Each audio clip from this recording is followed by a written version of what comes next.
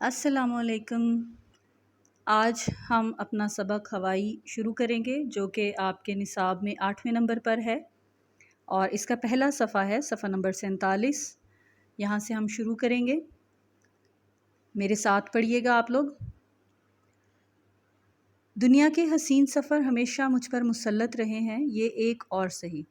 کچھ اتنے لمبے ہوائی سفر کا ڈر، کچھ ایک صاحبہ نے ڈرایا کہ ٹوکیو سے ہونولولو تک نیچے بحر الکاہل ہوتا ہے اور اوپر خدا۔ کہیں زمین کا ذرا سا ٹکڑا بھی ڈھارس کے لیے دکھائی نہیں دیتا، اور معمول کے مطابق اگر طوفان آ جائے تو پھر الامان۔ سفر اللہ اللہ کرتے گزرتا ہے، پیٹ میں ہول اٹھے، لیکن میرے میاں تو 3 مہینے پہلے جا چکے تھے، اور پیٹ میں ہول اٹھنا یعنی خوف سا محسوس ہوا، اس لیے مراجعت ناممکن تھی، یعنی کہ اب واپسی تو ہو نہیں سکتی تھی۔ اوکھلی میں سر دیا تو ان دھمکوں سے کیا ڈرنا کہ اب جب فیصلہ کر لیا ہے تو اب پھر ادھر ادھر کے جو مسائل ہیں اور ان سے کیا اب انسان خوف زدہ ہو۔ بوریا بستر باندھا، بستر تو ہوتا ہی نہیں، یہ محاورے کی بات ہے۔ گھر سمیٹ کر ایک گیراج میں بند کیا، گھر سمیٹنے میں اب تاک ہو گئی ہوں۔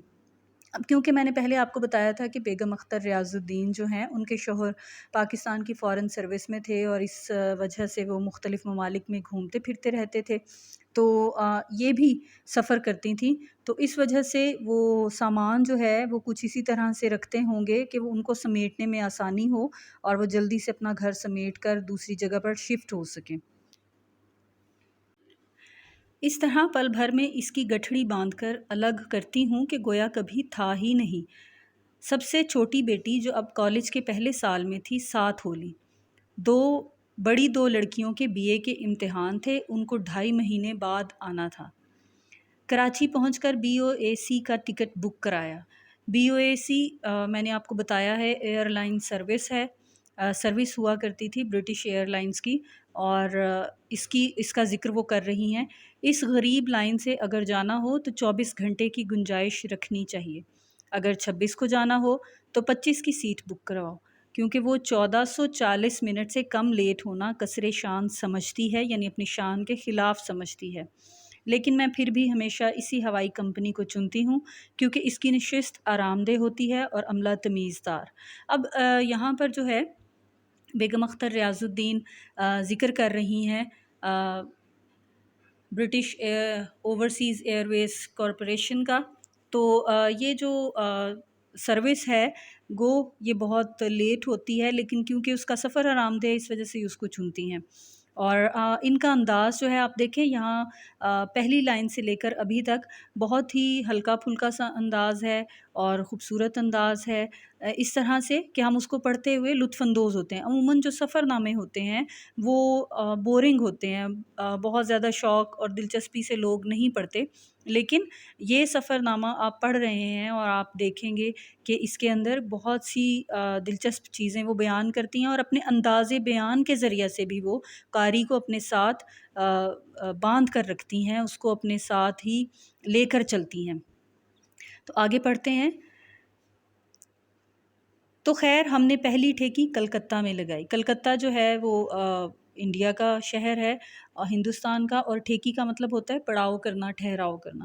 کلکتہ میری جائے پیدائش ہے، حالانکہ میں صرف 1 سال کی شیر خوار وہاں سے لے آئی گئی تھی، لیکن پھر بھی اس جگہ سے انس تھا۔ اس کو دیکھنے کا ارمان تھا، لیکن میرے جذبات نے مجھے ہمیشہ دھکے کھلوائے۔ ایئرپورٹ سے لے کر پولیس اسٹیشن تک جو میرا اور باقی مجھ جیسے سیاحوں کا حال ہوا وہ ناگفتہ بے ہی ہے، یعنی کہ اس کے بارے میں نہ ہی بات کی جائے، ناقابل بیان ہے، اس کو بیان نہیں کیا جا سکتا۔ خدا کسی شریف انسان کو کلکتے نہ لے جائے۔ اگر مرزا غالب نے اس میں کچھ دیکھا تو ہندوستانی کسٹم آفیسر اور بنیا پولیس سے پہلے دیکھا ہوگا کہ وہاں پر ایئرپورٹ کے اوپر ہی کسٹمز جو ہے وہ بہت لوگوں کو تنگ کرتے ہیں، کسٹم والے، اور پولیس جو ہے وہ بھی لوگوں کو تنگ کرتی ہے اور وہ لوٹتے ہیں لوگوں کو۔ قصہ کوتا یعنی مختصراً ہم نے جلدی سے اپنی جان چھڑائی اور ہانگ کانگ روانہ ہوئے۔ وہاں جا کر روح خوش ہو جاتی ہے۔ یہ ہانگ کانگ کی بات ہو رہی ہے۔ ہانگ کانگ ویسے تو چائنا کا علاقہ ہے، لیکن یہ برطانیہ نے ایک شہر آباد کیا تھا، نوآبادیاتی نظام تھا، اور لیکن اس کے اپنے قوانین ہیں، اور وہاں وہ چائنا کے زیر سایہ نہیں ہے، چائنا کے ساتھ شامل ہے۔ وہاں جا کر روح خوش ہو جاتی ہے، تازہ دم ہو کر ٹوکیو روانہ ہوئے۔ ٹوکیو جاپان کا شہر ہے، میں نے آپ کو بتایا تھا۔ راستہ سخت طوفانی تھا، کم وقت پین ایم پرانا کھٹارا جہاز، پین ایم جو ہے یہ اب امریکی کمپنی کا جہاز ہے، 4 گھنٹے لرزتا رہا اور ہمیں لرزاتا رہا۔ ساتھ بیٹھا جاپانی تاجر تسلی دیتے ہوئے بولا، یہ تو کچھ بھی نہیں، جب ٹوکیو سے ہوائی جاؤ گی تو ہوائی جہاز ایسے اچھلے گا جیسے چھاج میں گیہوں۔ اب جاپانی تاجر جو ہیں وہ ٹوکیو سے ان کے ساتھ بیٹھے ہیں اور وہ ان کو ٹوکیو کی طرف وہ جا رہے ہیں پین ایم میں، تو وہ کہہ رہے ہیں کہ نہیں، جب تم ٹوکیو سے آگے جاؤ گی تو وہ بڑا خطرناک راستہ ہے۔ ہم نے ان للہ پڑھ لیا اور ارادہ کر لیا کہ میاں کو ہوائی میں ہی رہنے دیں اور ہم ٹوکیو میں ان کی واپسی کا انتظار کریں۔ سفر کی مشکلات سے اب تھوڑا سا وہ گھبرا گئی ہیں۔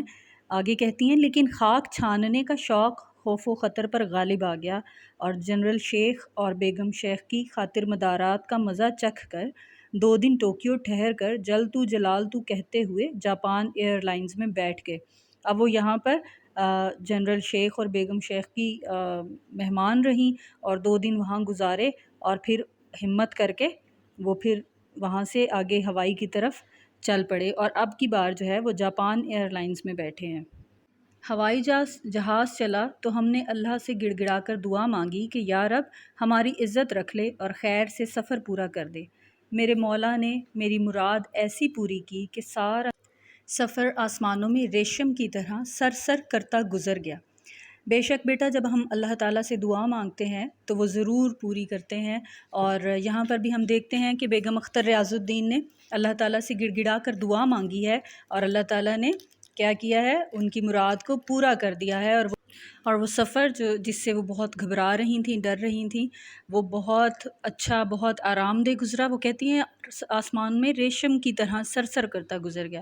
میں نے اتنے خوشگوار 6 گھنٹے کبھی نہیں گزارے تھے، یعنی کہ 6 گھنٹے کا طویل سفر جو ہوائی سفر ہے جہاز میں، وہ ان کا بہت آرام دہ اور بہت اچھا گزرا ہے، کہ انہیں امید نہیں تھی، لیکن اتنا اچھا سفر کس وجہ سے گزر گیا ہے کہ اللہ تعالیٰ پر انہوں نے ایمان رکھا، دعا مانگی اور ان کے لیے آسانی پیدا ہو گئی۔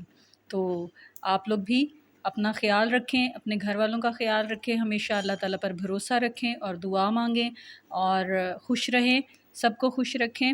اللہ حافظ۔